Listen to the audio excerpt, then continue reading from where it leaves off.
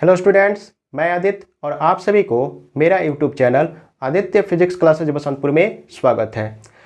आइए आज हम लोग जानते हैं कि दो समतल दर्पण के बीच किसी वस्तु का कितना प्रतिबिंब बन सकता है। यदि ये वीडियो आपको अच्छा लगे तो इसे लाइक, सब्सक्राइब और अपने दोस्तों के बीच शेयर जरूर करिएगा। तो आइए हम लोग इसे शुरू करते हैं। तो देखिए, यदि दो समतल दर्पण के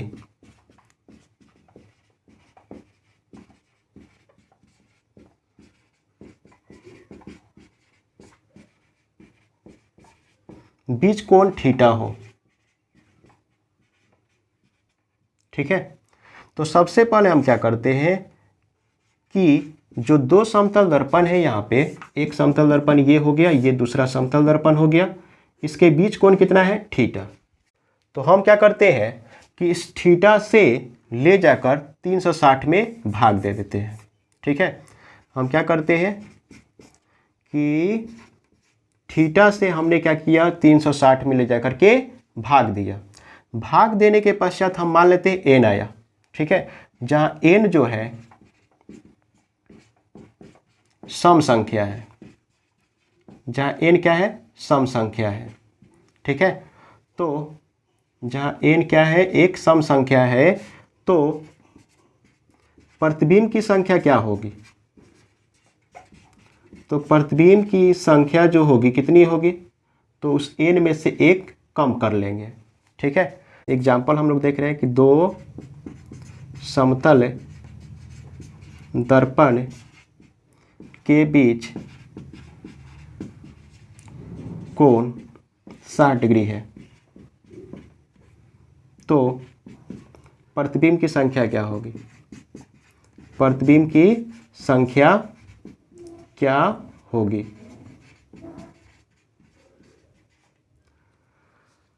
यदि दो समतल दर्पण के बीच कोण कितना है? 60 डिग्री है, तो प्रतिबिंब की संख्या क्या होगी? तो हम सबसे पहले क्या करेंगे, तो 360 में इस 60 से भाग देंगे। तो इस तरह से देख रहे हैं कि इसका मान कितना है? 6, और ये 6 किसका मान है? एन का। एन क्या है? सम संख्या है, ठीक है। तो प्रतिबिंब की संख्या कितनी होगी? तो हम लोग जानते हैं कि जो एन आया है उस एन में से एक क्या कर लेंगे? कम, ठीक है। एन का मान दिया गया है 6, 6 में से हमने एक घटा दिया, कितना आ गया? 5। यदि दो समतल दर्पण के बीच कोण कितना दिया रहे? 60 डिग्री दिया रहे, तो इससे प्रतिबिंब की संख्या कितनी बनेगी? तो 5 बनेगी। किसमें? तो इस दो समतल दर्पण के बीच इसका कितना प्रतिबिंब बनेगा? 5 प्रतिबिंब प्राप्त होगा, ठीक है। अब देखिए, यदि हम क्या करते हैं, 360 को थीटा से भाग दे देते हैं। भाग देने के पश्चात क्या आता है? एन, ठीक है, जहां एन विषम संख्या है, विषम संख्या है, तो प्रतिबिंब की संख्या, देखिए इसका दो कंडीशन होता है। फर्स्ट कंडीशन, जब वस्तु समद्विभाजक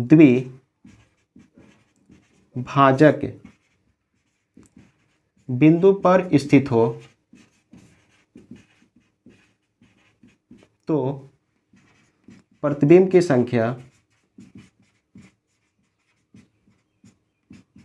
n-1 होगा। दूसरा, जब वस्तु समद्विभाजक बिंदु पर नहीं स्थित हो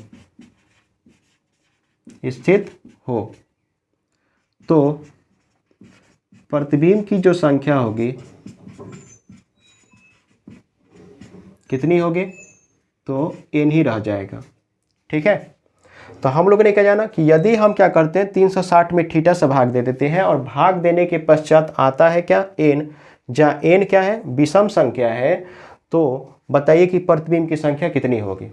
तो इसका दो कंडीशन होगा। जब वस्तु समद्विभाजक बिंदु पर स्थित होगा तो प्रतिबिंब की संख्या कितनी होगी? n-1। और जब वस्तु समद्विभाजक बिंदु पर स्थित नहीं होगा तब इसमें प्रतिबिंब की संख्या कितनी होगी? n ही हो जाएगी। जैसे एग्जाम्पल समझिए, जब दो समतल दर्पण के बीच कोण 120 डिग्री हो तथा वस्तु समद्विभाजक बिंदु 60 डिग्री पर स्थित है तो प्रतिबिंब की संख्या क्या होगी? तो प्रतिबिंब की संख्या क्या होगी? तो इसके लिए हम क्या करेंगे, 360 में जो थीटा दिया गया है, थीटा हमारा कितना है 120 से भाग देंगे इसको। इस तरह से देख रहे हैं कि इसका मान कितना आया 3 और वस्तु समद्विभाजक बिंदु पर स्थित है, इसलिए प्रतिबिंब की संख्या कितनी होगी, 3 में से 1 घटा देंगे, कितना होगा 2। ठीक है। अगर समद्विभाजक बिंदु पर स्थित ना रहता, जिसे दो समतल दर्पण के बीच कोण कितना दिया गया है 120 डिग्री और समद्विभाजक की बात नहीं कहता, तो उस स्थिति में प्रतिबिंब की संख्या कितनी होती, तो बोलते 3 ही होगा। ठीक है। लेकिन अगर समद्विभाजक बिंदु पर स्थित होगा तो उसमें से 1 कम करके प्रतिबिंब की संख्या को हम लोग लिखते हैं। आप चाहे तो इसे नोट कर सकते हैं।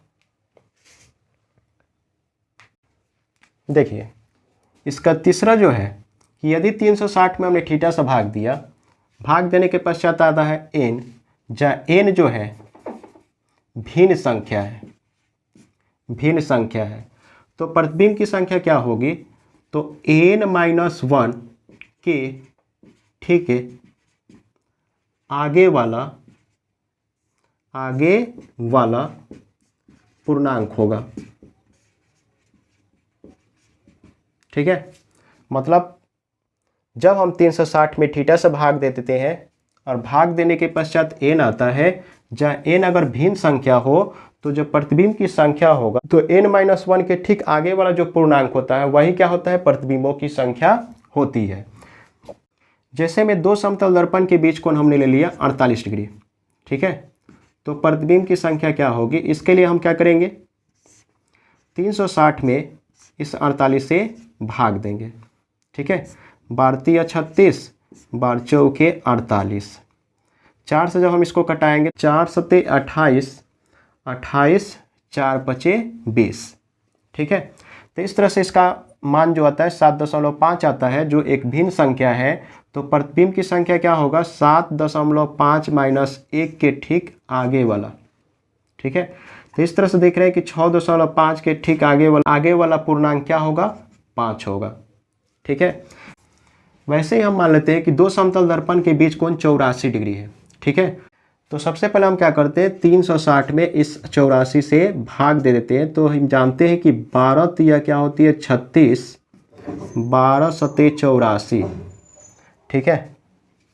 7 से जब इसको हम भाग करते हैं तो 7 चौके 28, 2 30, 7 दूनी 14। ठीक है। अर्थात 4.3 आएगा। तो प्रतिबिंब की जो संख्या होगी क्या होगा, तो 4.2 माइनस 1 के ठीक आगे वाला पूर्णांक। ठीक है। तो 4.2 माइनस 1 का मतलब क्या होता है, 3.2 के आगे वाला पूर्णांक क्या होता है, 4। तो इस तरह से इसमें प्रतिबिंबों की संख्या कितनी होगी, 4 होगी। ठीक है। तो इस तरह से हम लोग ने जाना कि दो समतल दर्पणों के बीच किसी वस्तु का प्रतिबिंब कितना बनता है। ठीक है। इस वीडियो को हम यहीं तक रहने देते हैं।